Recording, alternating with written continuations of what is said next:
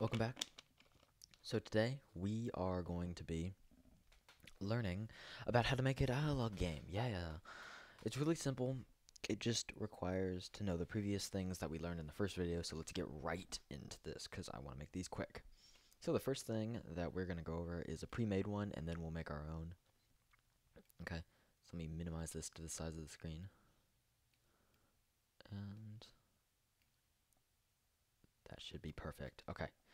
So this may look like a lot of information, and in like other languages it'd be like really long, but this is really just lengthwise long, not long ways line, vertical line. So the first thing you need to know is, I think you know this, is just set answer 1 to text return display dialog, whatever, default answer, whatever. I already told you about that. And oh, I didn't tell you about answer 1. Answer 1 is just a variable, and this is, see these, that, and that, that's answers, and this is just setting answer 1. It kind of tells the program to open up a screen. Well, that does. Default answer right there. And display dialog displays that, and then it just automatically gives you buttons. Okay, so as you can tell, it's just, it says that, and then ignoring white spaces. This should get ignore white spaces, ignores case, obviously. You say if answer 1 contains that, right there, then display dialog that. If answer 1 contains this, then set that to that. So obviously, and then you just say default answer whatever, and then if answer 2, which is set answer 2 to this, and then that, and then say set answer 3, and answer 3 is that, and then answer 3, and then that's the end. Okay, so let me just describe this a lot better than that. Okay, so let's set, oh, let me see. Yeah, no, that's the wrong one, isn't it? Yeah. Okay, so set answer 1, let me just grab this really quickly, and then we'll begin making a dialogue game. Okay, so we can get rid of all this dialogue in here.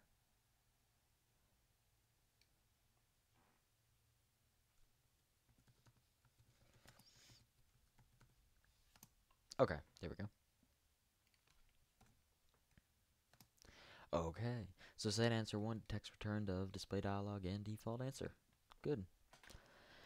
And then all we gotta say after this, if you don't have to put this, but I like to,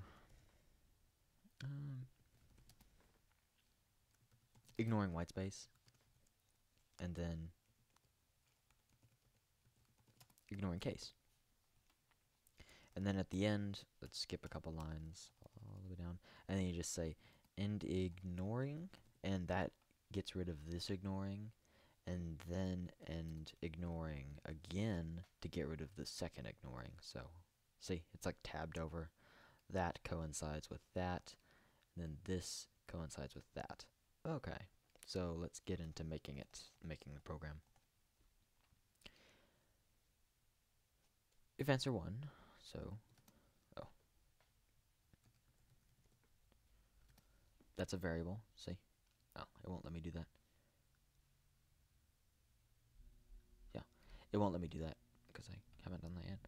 So all we gotta say is, if answer 1, which is a variable, contains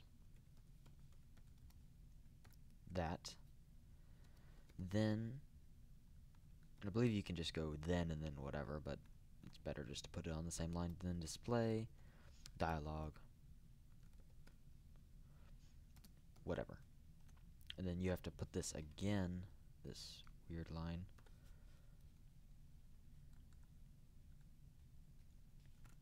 If answer 1 contains this, then instead of display dialog, then you say, then set answer 2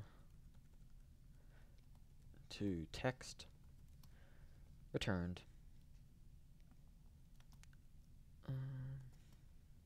of, and then there. You can already see a pattern going. Default answer there. Oh, whoops. There, okay. So, yeah. Okay, so if answer 1 contains this, then do this. Otherwise, if answer 1 contains that, then set answer 2, which is the next segment or the next like stanza, to text returned text returned of that. And what all this line means to text returned is when you say run to this. Okay.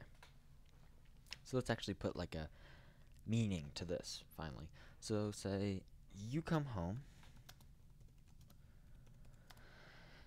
and find your door broken down.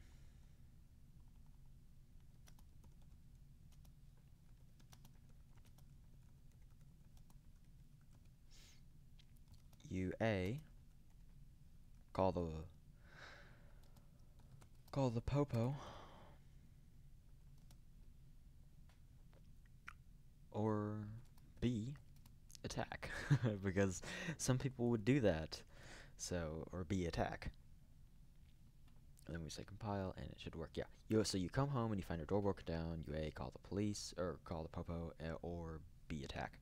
So let's say if it contains, you call the popo, so A, then display dialog. They find the bad guys inside and shoot them down because they're that cool.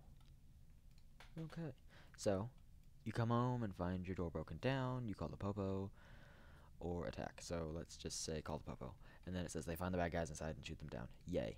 Okay, so let's say no, I want to attack. So B.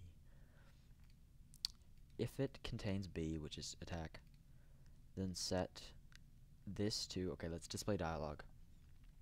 You run inside, or better yet, we could do this. Boom. Compile. I really typed that fast, didn't I? You run inside and grab your hidden gun by the door, and you find the bad guys in the safe room. You shoot him down, and the police get there and think you're the bad guy. So they start to shoot at you.